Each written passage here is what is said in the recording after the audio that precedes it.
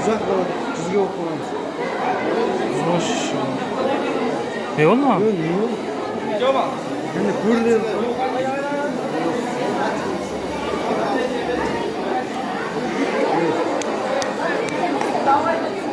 Evet, var.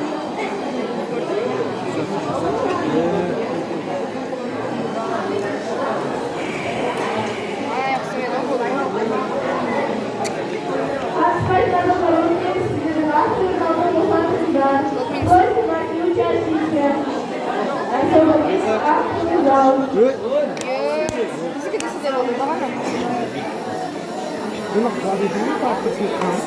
Sumaşlı okuyasını sen de can.